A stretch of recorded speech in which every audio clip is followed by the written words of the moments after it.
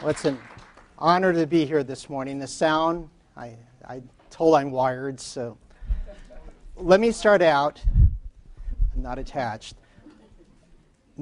I'll start out and make this a little personal this morning, okay? How many of you this season have had influenza or the flu? Raise your hand. Not that many. That's good. Maybe the vaccine indeed was working better than we thought it was. Now, how many of you know somebody that had influenza this season? Yes, considerably more. Considerably more. How many of you this season or the last year have had sepsis? Anybody? Nobody? How many of one person? How many of you here know somebody, family, friend, that have had sepsis? Okay, well, a few more hands. Well, this morning,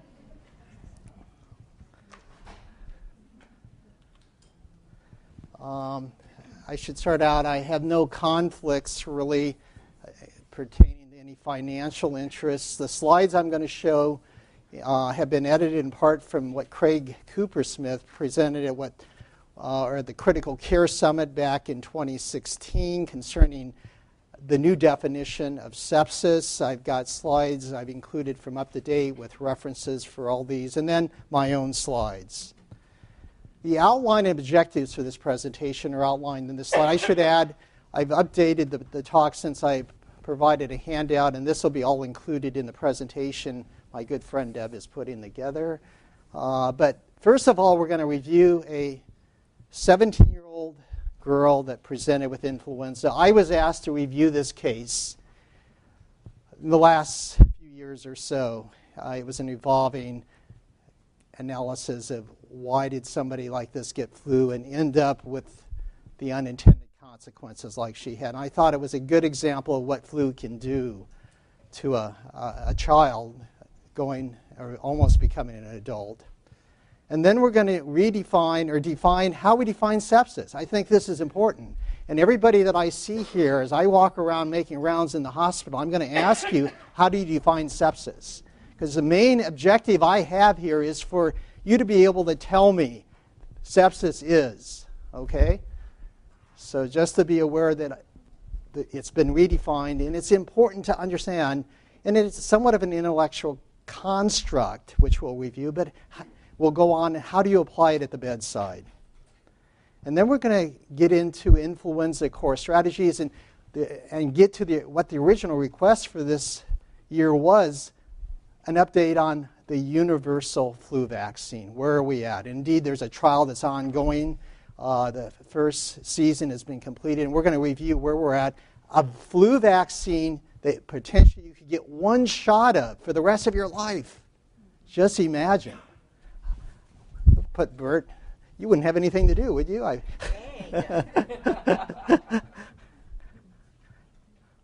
So the flu season. I'm always asked as we're starting to get into the flu season, what's the flu season going to be like? And I say, well, it's going to be unpredictable, just like the weather many times. It's very difficult to predict because of shifts and drifts in the makeup of the influenza virus. Well, let's then review this 17-year-old girl that presented with influenza so we can better understand the spectrum of this particular disease. This was a 17-year-old girl that had started having some sore throat, fever, headache, ear pain, sinus congestion, just kind of not feeling very well. They had tentatively made an appointment to come in Saturday morning but canceled that and then came in the following Monday to their primary care physician in a town outside of Omaha here, but subjective complaints, and this was using our usually MR template. She wasn't able to eat or drink was the main complaint. They used a so-called influenza template. It noted one-day history of fever, cough, sore throat, runny nose, congestion, headache, myalgias, and fatigue. So that full spectrum of what one might present for acute influenza-like illness. She had not been vaccinated this year. On exam, she had those vital signs. You can see she was tachycardic. She had fever. She was alert minimal distress. On exam, she had inflamed nasal passages, some posterior lymphoid hyperplasia, but no cervical adenopathy. Her lungs were clear. Diagnosis was an upper respiratory tract infection, unspecified, but treated as influenza, giving her Tamiflu, 75 milligrams twice a day, and some symptomatic treatment for her cough. Well, does this patient have influenza? What do you think? Probably, right, since we're talking about influenza. Well, let's briefly review, and I think you probably all know this, but I even have to keep going back over and over. Influenza, distinguishing it from the common cold, although this season, as Bert well knows, we've had about 10 or 11 viruses since October circulating, and I could name them all that were RSVs up there, primarily influenza A, a little B earlier, but that's kind of faded away. It'll probably be coming back to haunt us as we get closer into spring, and it looks like we're going to make it. But we've had adenovirus, human metapneumovirus, several parainfluenza viruses, several coronaviruses, rhinovirus, enterovirus, not to forget about norovirus. In fact, we got a patient in the hospital now. She had Chinese takeout. Now she's in with norovirus. So it's out there in the community too. But influenza is often distinguished from the more common cold viruses by an acute onset. Often in unvaccinated individuals, at least, you have acute prostration, that go-to-bed feeling, and usually other constitutional symptoms, potentially at least fever often is present, malaise, chills, myalgias, headache, anorexia, again, that go-to-bed feeling, and then a respiratory symptom, often cough, although sometimes it can be a sore throat, nasal congestion. In the elderly, not uncommonly, we have several in the hospital still that just present with altered mental status or confusion and may not even have fever initially. Fatalities or lethal outcomes can be secondary to bacterial pneumonia, which we'll come back and discuss. And in infection prevention, we're always worried about the transmission. How do we break the chain of transmission? As you know, if I was standing here and I sneezed, I can propel over 4,000 potentially infectious droplets if I had flu up to 6 feet. So we would be sharing our secretions within 6 feet of each other potentially. So, and we'll come back, prevention, of course, is centered around good cough etiquette, hand hygiene, getting vaccine, and environmental hygiene and precautions. And this just outlines the incubation period is about 2 to 3 days for influenza. One is shedding virus about 1 day before you develop symptoms, and then virus detection potentially up to about day 6 or 7. And so we keep patients in droplet precautions for about 7 days, maybe longer if they're immunocompromised, because they can continue to shed the virus. In fact, we had a patient just readmitted, multiple myeloma, who on day 16 was still positive for influenza. The World Health Organization has surveillance case definitions for influenza-like illness, severe acute respiratory infections. This is more to get trends of these groups of respiratory infections rather than diagnosing influenza per se, but as shown there, influenza-like illness is an acute respiratory infection with a measured fever, 38 degrees centigrade or greater, and cough with onset within the last 10 days. And then a severe acute respiratory infection would be that criteria plus hospitalization. In December of last year, our society, the Infectious Diseases Society of America, came out with a very comprehensive guideline, and this is available free online, and reviewing diagnosis, treatment, chemoprophylaxis, how to manage outbreaks, and so on. And what this document reinforced, and perhaps a little more strongly than has been done in the past, considering doing testing now that we have available, updated testing, so-called molecular testing, which is much more sensitive than the older testing we had. However, the emphasis is when you have an outbreak, such as we've had since October in Omaha and is ongoing and still fairly intense, that if you see an outpatient who fulfills that criteria of an acute respiratory infection, fever, and cough, that is about 79% in terms of a positive predictive value that that individual having acute influenza. So you do not need to do testing in general, but certain adults or children who have comorbidities, underlying immunocompromised states, probably should be considered for testing, just so you have a better idea, is this really influenza A, or could it be one of the other multiple viruses that are circulating, or could it be something else, perhaps bacterial in etiology? Patients requiring hospitalization because of worsening or exacerbation of underlying cardiopulmonary disease in general should be tested for influenza.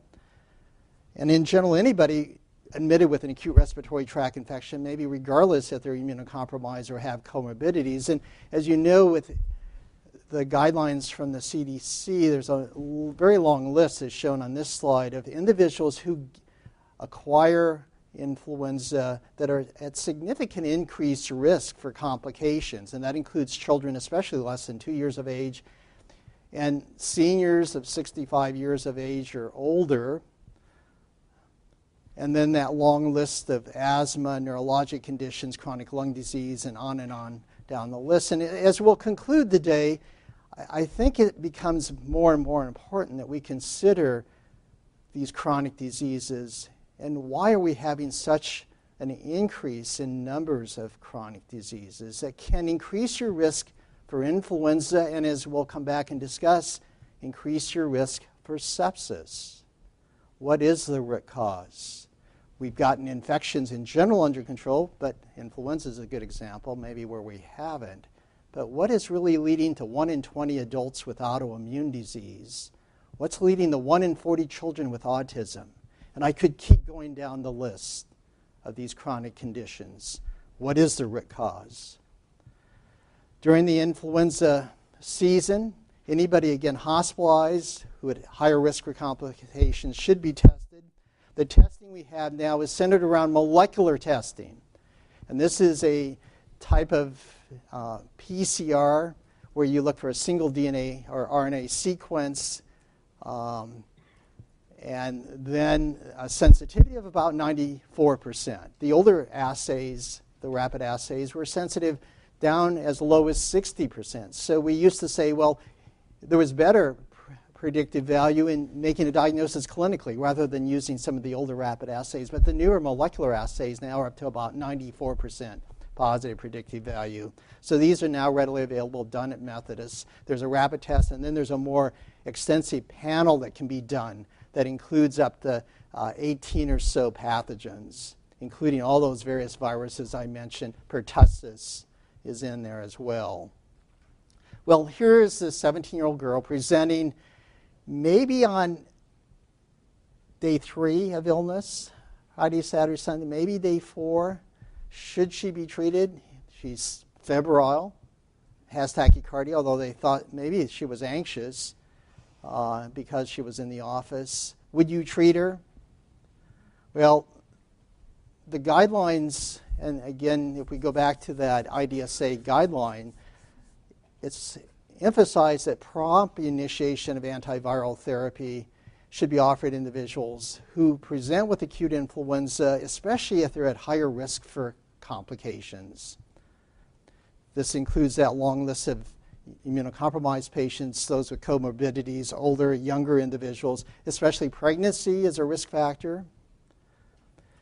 One should consider treatment for outpatients, and the guidelines suggest that if you've been sick greater than 48 hours, it discourages treatment. But honestly, those studies are somewhat limited in their scope in terms of looking at a pretty select population and so on. And we feel that if somebody presents like this, who is still febrile and has influenza-like illness, it's still reasonable to offer them Tamiflu. feeling there's still viral replication, and Tamiflu interrupts viral replication. So indeed, they went ahead and gave her Tamiflu. A list of the drugs now available on this up-to-date slide: oseltamivir or Tamiflu, which needs to be dosed if you have a creatinine clearance in that less than 60 range, so you drop from 75 to 30 milligrams twice a day. Zanamivir is that inhaled form, which we don't commonly use. We used perimivir twice in the last week or so in some very highly immunocompromised patients presenting who couldn't take oral intake. We have that available now in the pharmacy. And then the newer drug that's been introduced, baloxavir, we have not put on our formulary yet, but waiting for additional information. It kind of works on the virus somewhat differently than Tamiflu. So let's continue with our patient. Mother calls then Thursday morning, realizing she was in the office on Monday, took her Tamiflu twice, had vomited it up, dry heaving, temp last night, maybe around 100. Headache better, though. Requests some nausea medicine beyond what she had been given. Wasn't sure if this was really related to flu or possibly related to just getting anxious. Thursday morning, Phenergan suppositories called in. Mother calls Friday early afternoon. Still running some low-grade fever. Phenergan's helping nausea. Wonders if she can go to school on Monday now.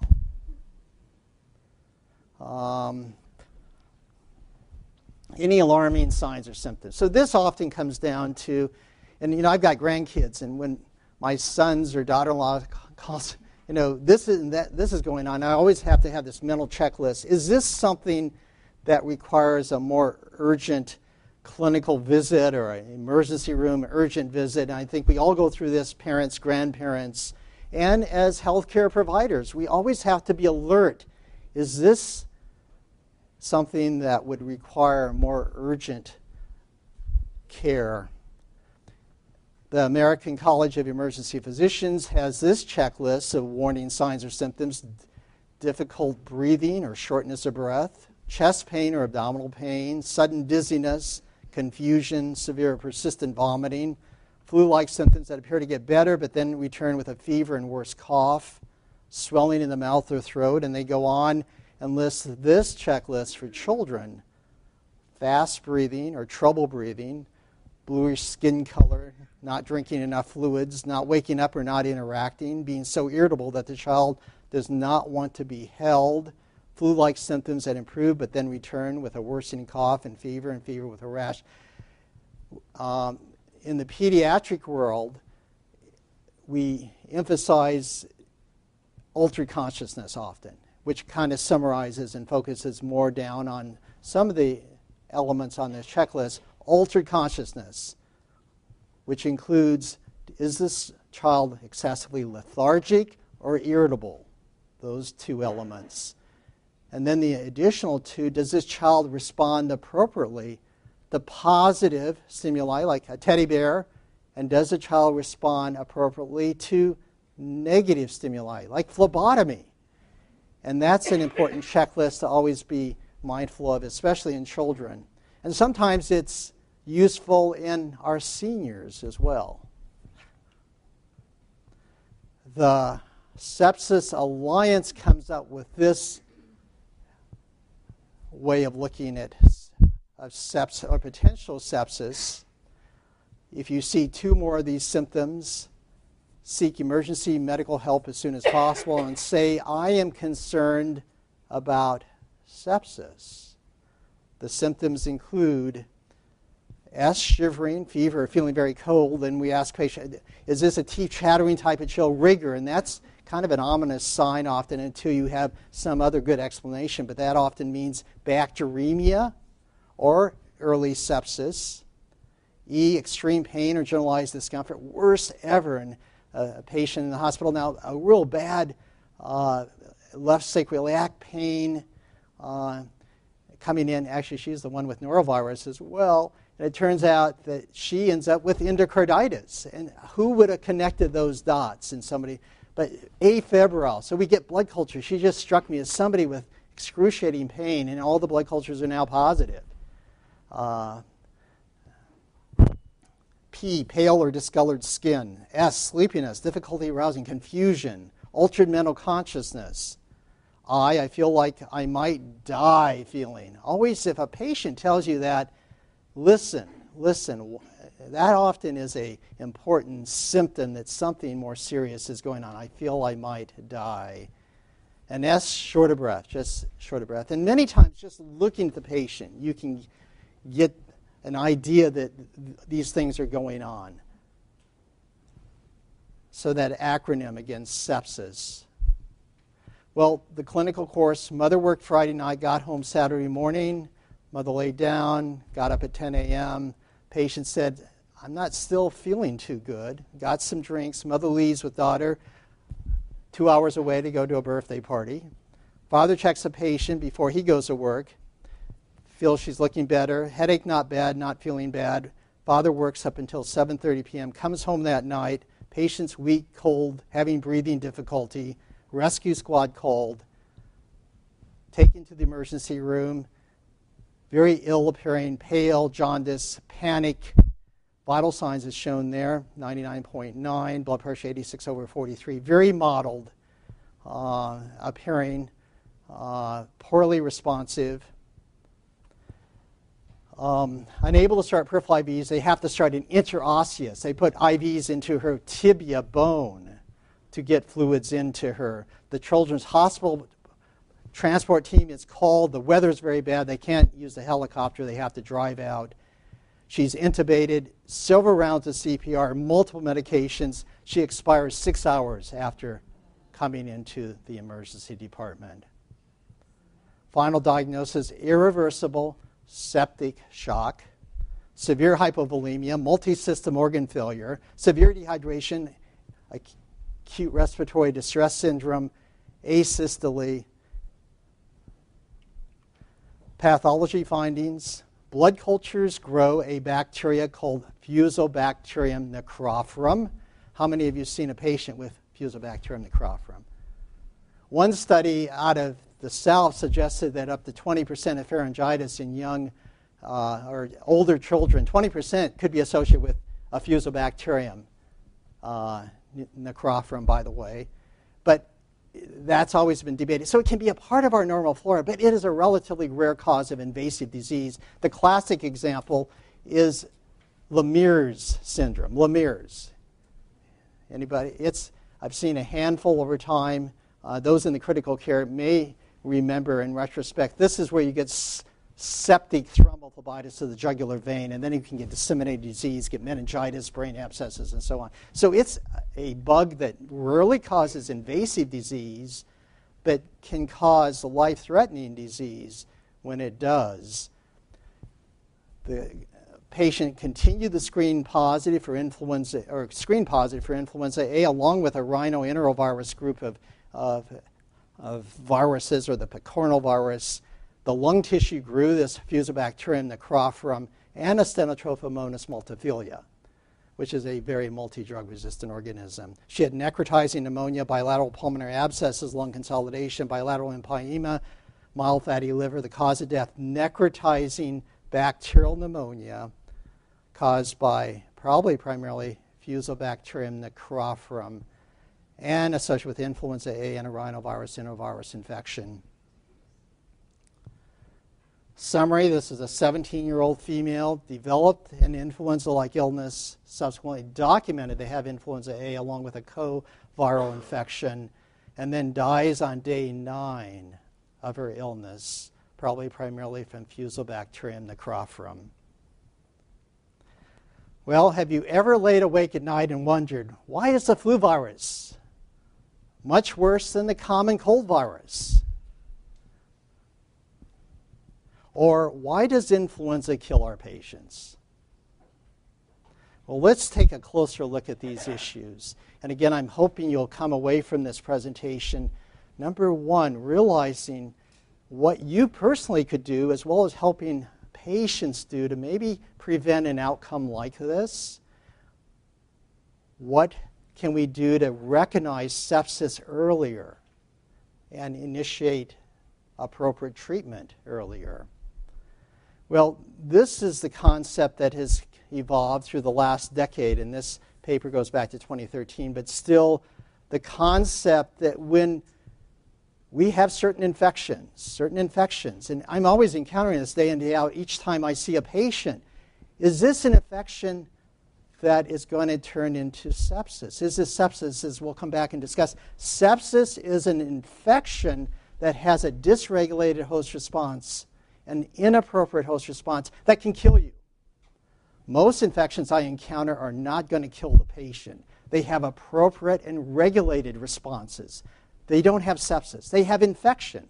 They may have signs of inflammation, but appropriate responses. So this paper took a deeper dive into addressing what we now continue to accept, that it's the secondary bacterial infections that appear to kill patients if we're talking about infection complications of influenza. Now, certainly you can get influenza and have a heart attack, and maybe die of the heart attack. But it's the sepsis, the secondary bacterial pneumonia we get concerned about. In fact, sepsis is more likely to kill you than a heart attack, a stroke, or trauma, which we'll come back and discuss. And it's this dysregulated immune response, a dysregulated, especially of the innate immune system, that occurs. And this is one way of looking at it in this slide. Initially, there's viral replication. The virus gets into the lower respiratory tract, attaches to certain receptors, specifically what's called sialic acid. It's like a lock and key mechanism, and it has to get into the cell and replicate. And then the body is starting to send out its Army and Marine, which is there. Last year we talked about the immune system, but the Army and Marines are kind of like the neutrophils and macrophages. And then they recruit the Navy and Air Force. And to me, the Navy is kind of like the T cells, or they fire torpedoes. And then the B cells, which is the Air Force, and they drop the bombs. And so that's all recruited in, and it is often a fairly intense inflammatory experience, but something becomes dysregulated. And we're still about 30,000 feet up in the air of understanding the specifics, but it has to do with cell signaling, dysregulation of that cell signaling. And again, the Army and Marines here, the neutrophils, macrophages, are out there signaling to the Navy, Air Force to come in, or the B and T lymphocytes. And what happens is, in the process we don't really fully understand, but for certain individuals, they have too intense of an inflammatory response. And indeed, that leads to a decrease in innate immunity. It says, okay, neutrophils, macrophages, you can go on vacation, take a rest, take a break. But unfortunately, then that opens up the channels for the bacteria to invade into the respiratory epithelium. So you have decreased phagocytosis, which the macrophages and neutrophils are good at doing. Marines and Army, they're hand-to-hand combat. But there's decreased ability to phagocytize bacteria, decreased so-called toll-like receptor signaling. Again, that cell signaling, which is very critical at this point in time. And then you have increased receptors called MHCH2, which and just published in the last month. This is another important receptor for viruses. So it's almost like the virus is saying, I want more doors open. I want more doors open. And so not only have they attached to sialic acid, but they open up this second receptor that probably then allows them into more cells, more replication, and so on. And thus we can end up with a perfect storm.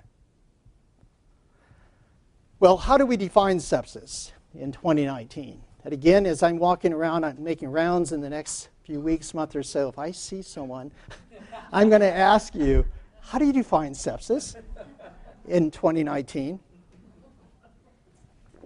Sam will even come over to the college. Well, sepsis. There was a third attempt at defining sepsis in 2016.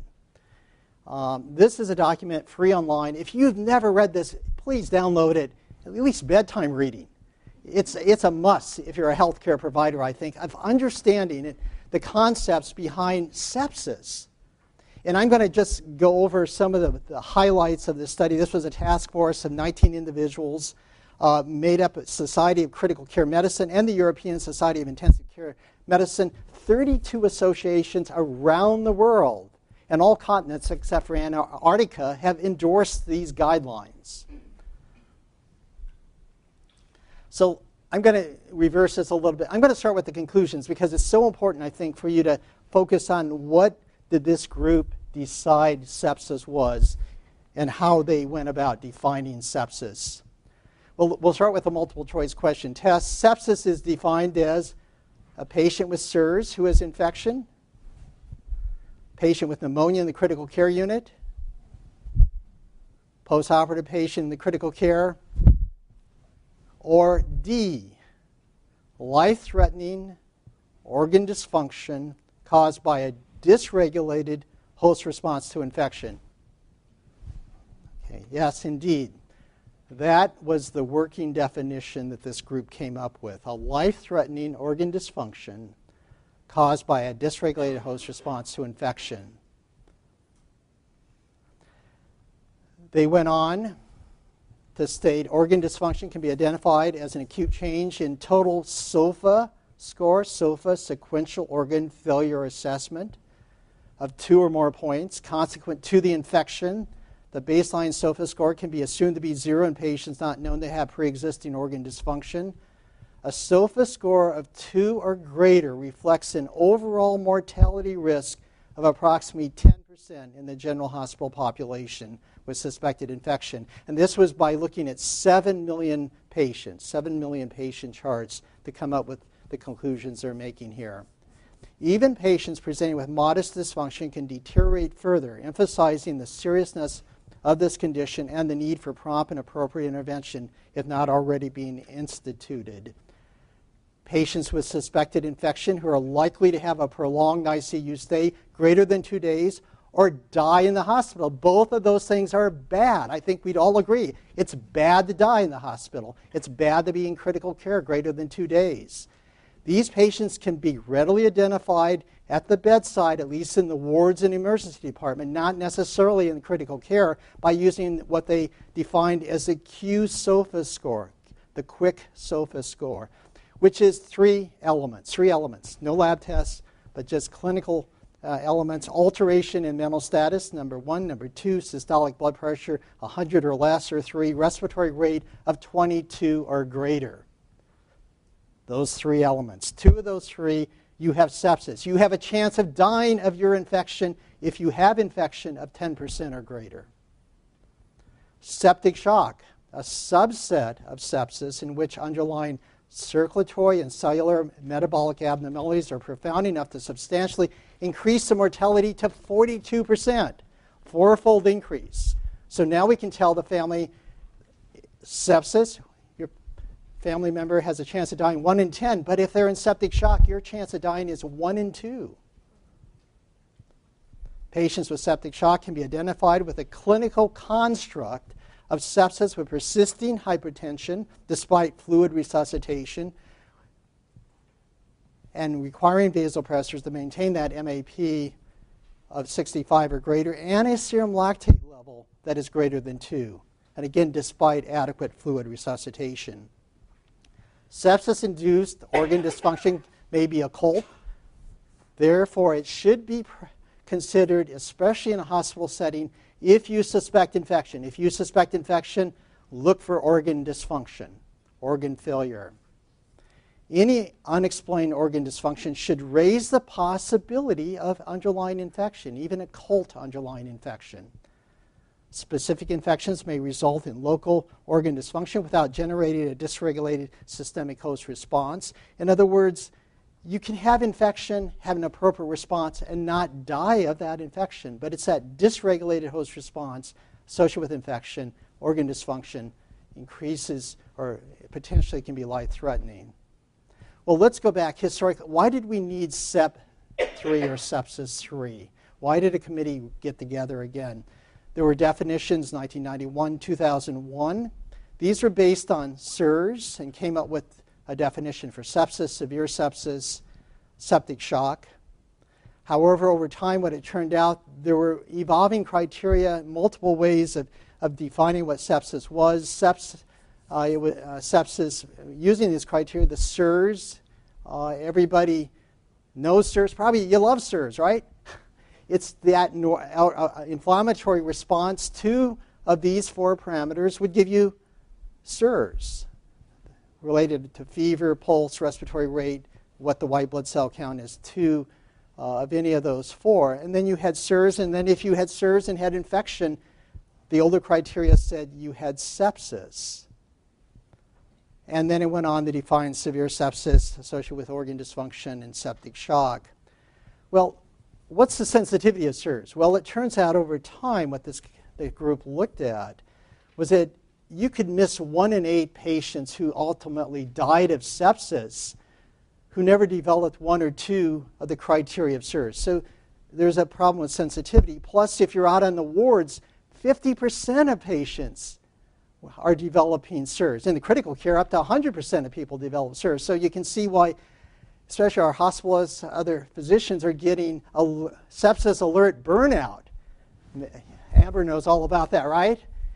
Sepsis alert, and Amber, who kind of is directing our sepsis team here, has kind of been really fine-tuning all this and trying to put all this in the true action. But again, so SIRS is an appropriate response to infection. It activates inflammation. It's got important face value. If you have a patient with SIRS, you should think of infection and then in turn think of organ failure. But SIRS itself doesn't mean you're going to die of infection. If Bert came running up the stairs into the room here, she would have an elevated respiratory rate, elevated pulse rate. She has SIRS, but she doesn't have sepsis. She's not going to die of an infection. So that's an appropriate physiologic response. So again, SIRS has some face value to it. And again, this document back in 2016, the group of 19, it was beyond the remit of this group to define what infection was. What they took as infection was if somebody got blood cultures, suspected infection enough to get blood cultures, and the patient was on the antibiotics for 3 or more days. That was the definition of infection, looking at these 7 million patients. Sepsis is not simply infection plus SIRS criteria, because as we've defined, sepsis is severe. SIRS in itself is just an inflammatory response. It's the host response, that dysregulated host response, that's of key importance. Sepsis represents bad infection, where bad equals infection leading to organ dysfunction. Severe sepsis thus isn't helpful. I can have sepsis or severe sepsis. It just doesn't make much sense. So they've done away with the term severe sepsis. And this is kind of like, if you're familiar with this illustration of science is always evolving, and sometimes we gather new data, so we re-look at something differently. Here you might be looking at the duck, but I'm asking you now to look at the rabbit. Looking at data that has been collected over time and how we look at sepsis differently.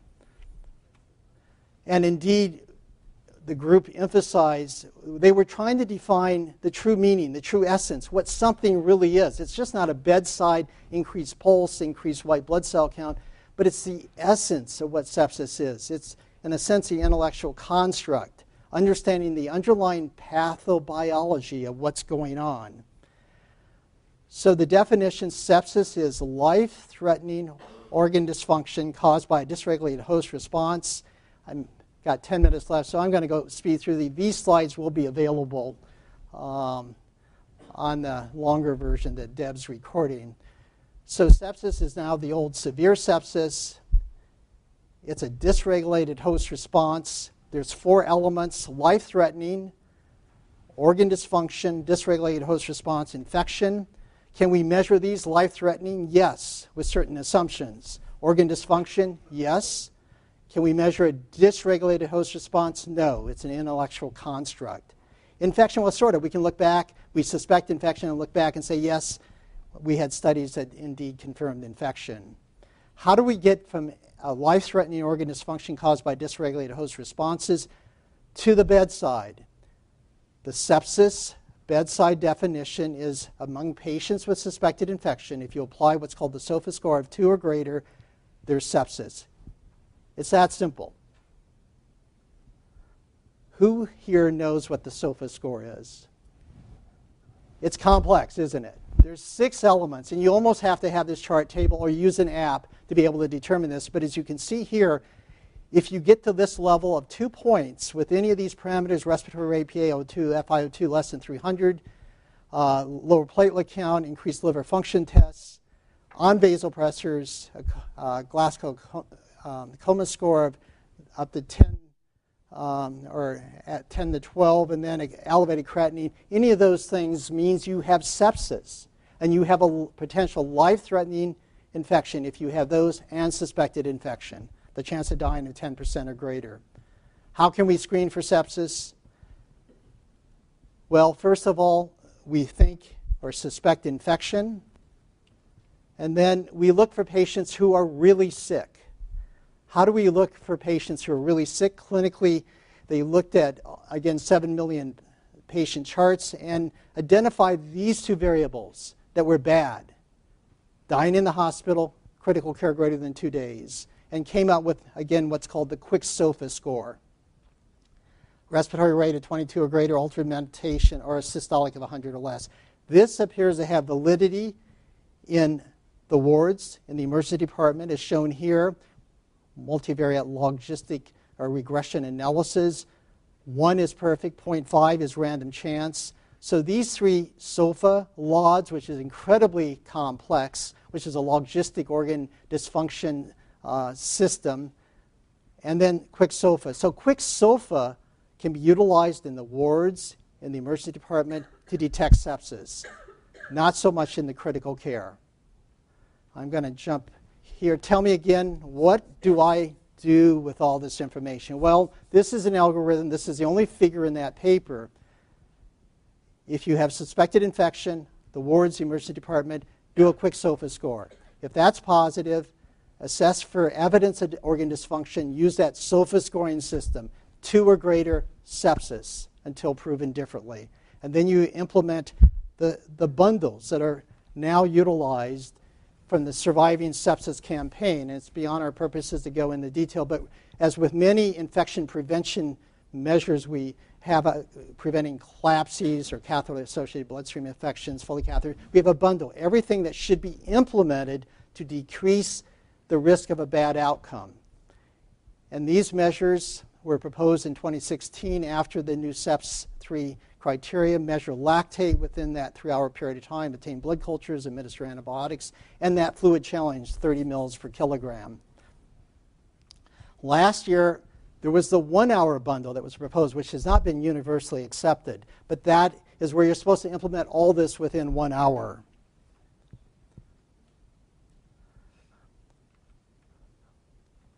I'm going to go through these. So here's the deal. Here's the deal. I don't know, some of you may have been at D.R. Owen's funeral last weekend, but D.R. Owen always said, here's the deal. And these are the cards that we've been dealt. Statistics. Influenza, seasonal influenza A and B, as in contrast to pandemic influenza, are associated with significant morbidity and mortality. For this flu season, it's been estimated there's been about over 26 million illnesses, over 300,000 hospitalizations. 31,200 adults have died of influenza or complications of influenza. 64 children to date as of week 9. And this is the curve as we're seeing. You can see we're maybe beginning to plateau off a little bit. And it's primarily H3N2 that we've had here in the Omaha area. This year's flu shot has been about 45 to 50%, so not so bad. Last year, we're about 20, 25%. Sepsis statistics in 2014 estimated that among hospitalized patients, sepsis occurred in about 6% of patients, mortality of about 16%. RE, just last month, published a report that suggested that in their patient population, looking at over 500 patients that developed sepsis, sepsis was present in over half of hospitalizations, leading to death. Sepsis directly caused death in about a third of those patients. But as they looked at, were there things that could have been done to have prevented death from that sepsis, they found at a level of about only 4%. Was there really truly preventable factors? Taking you back to its really underlying comorbidities that patients present with, a loss of resilience, then that is significant. So we can do all the efforts, early recognition and treatment, but still we're dealing with a patient who presents now with really advanced comorbidities and so on. Prevention of influenza centered around these prevention strategies, administration of a flu vaccine. And how well did we do this year? 95%? Yeah. At least 95% of our healthcare workers. Implementation of hand hygiene, always ongoing, important cough etiquette, appropriate management of ill persons, having our healthcare workers stay at home if they're sick, having children stay at home from school, and so on. This is from the CDC. Got hands, wash them. Got a face, don't touch it. Got a cough, cover it. Got a fever, stay home. Got a pulse, get a flu shot. Now, in the time remaining, what do we have, about 5 minutes? I'm going to give you everything you want to know about the universal flu vaccine. Because as you know, year by year, every time having to come in and get your shot, Bert gets kind of weary from all this, I know. A meal ticket only goes so far. But how am I doing this year? It's always unpredictable. And then there's all these different categories and shots and everything. It gets a little confusing. And then we're dealing with mutations, the shifting and drifting, and the pig serves as a mixing vessel. And then we have direct contact, sometimes in an intimate way, with an animal source of these influenza viruses. So the journey to a universal flu vaccine. Briefly, antigen, any substance that can stimulate the production of antibodies and combine specifically with them. And then it's the epitope that's on that antigen that is sort of the antigenic determinant that is recognized by your immune system. May it be the Army, Marines, Air Force, Navy. And here is a large cartoon of the virus showing the hemagglutinin, which is the major antigen that vaccines have been directed against. There's a neuraminidase that the Tamiflu works against. There's an M2 ion channel, and then the ribonucleoprotein, or the RNA of the virus internally. So this is a single-stranded RNA virus. It's got these glycoprotein spikes. There's 17 different H, or hemagglutinin antigens. That's where you get that H, H1, H2, H3, and 2 this year. So it's got the number 2 neuraminidase antigen, which is numbered N1 through N10. And it's that ever-changing surface protein structure, may it be hemagglutinin, neuraminidase, that throws our whole attempt of providing vaccination-driven immunity year by year. As we mentioned, there's kind of a key and lock mechanism. The hemagglutinin attaches to the sialic acid that allows that virus to enter into the cell, leading to the symptoms of influenza. That hemagglutinin protein has both a head and a stem or stalk. And the universal flu vaccine will attempt to overcome the drawbacks of this highly changing nature of influenza viruses, trying to provide a broad spectrum, cross-reacting, neutralizing immunity. The concept is to try to get what's called highly conserved viral epitopes, so structures on the antigen that don't change over time, but to try to direct an immune response against those. And the ultimate goal is to then to avoid having you're to go in and have Bert vaccinate you every year. Again, directed against those highly conserved epitopes. Last year, the National Institutes of Allergy and Infectious Diseases got together, came up with these 3 research areas that are priorities. Improving the understanding then of transmission, the pathogenesis of flu, precisely characterizing the immunity and correlates to immune protection, realizing in some ways we're still about 30,000 feet up, and supporting rational design of a universal flu vaccine. And this cartoon kind of showing going from a strain-specific vaccine down to a universal flu vaccine, hoping to achieve at least 75% of long-term immunity against symptomatic and seasonal influenza virus, and hopefully even pandemic strains that could emerge. Group 1 is seasonal. Group 2 would be pandemic influenza A viruses, and hopefully even adding influenza B coverage, and suitable for all age groups. Briefly, the traditional approach was directing an antibody against the head of the hemagglutinin. A virus is smarter than we thought. There's ongoing mutations of the head.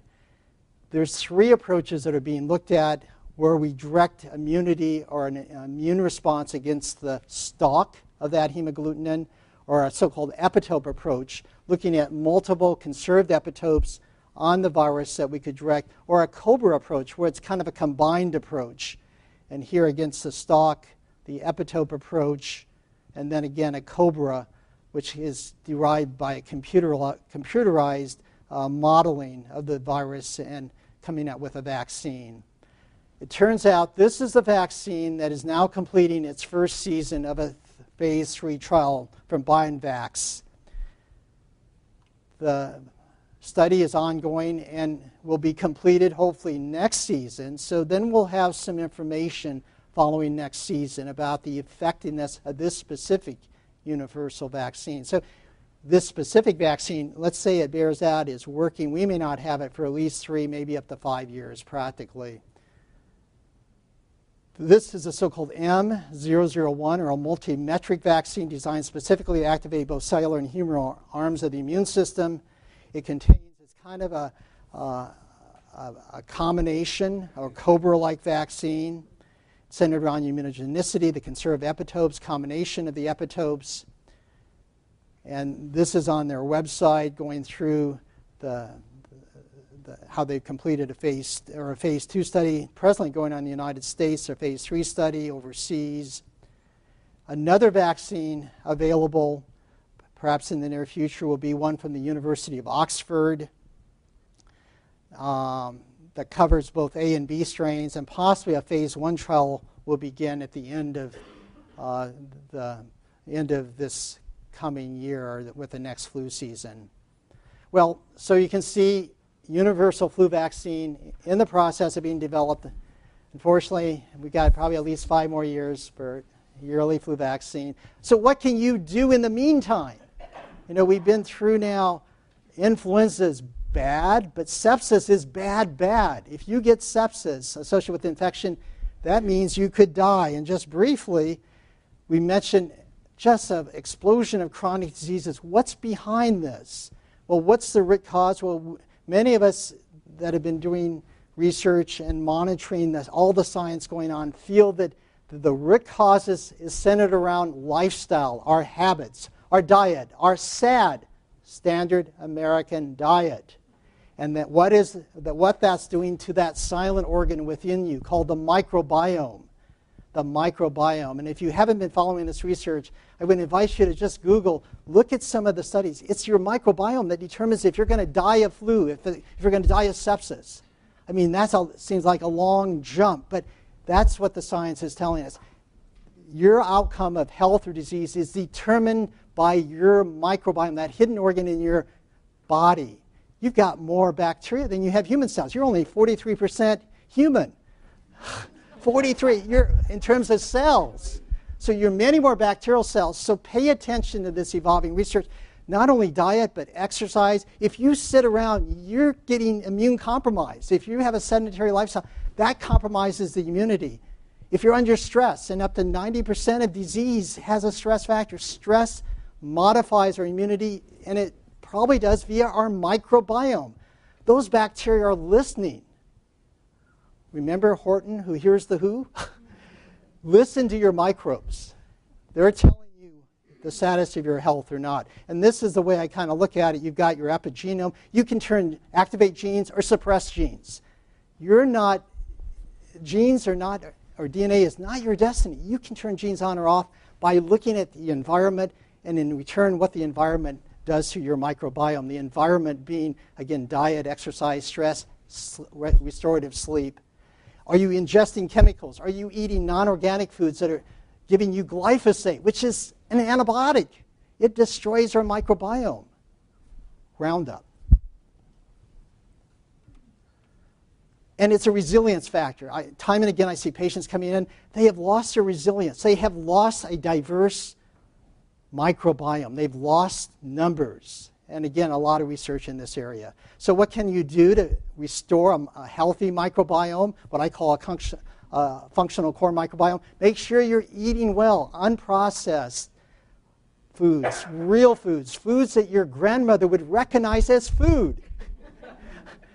And plant-based. I think it's reasonable to have some healthy meats like grass-fed beef, ocean fish, maybe 0 to 10%. So I'm not discouraging ingesting meat, but again, think in terms of bacterial food, which is that vegetable fiber, and then the exercise, sleep, stress management, social interaction, and then those other issues which are beyond our purposes of discussing today, probiotics, prebiotics, antibiotics. Fecal microbiota transplant is coming into popularity. I co-direct with Bill Neff our fecal microbiota transplant. And if you've never experienced or come in contact with that, that's, like it sounds, it's a yuck factor.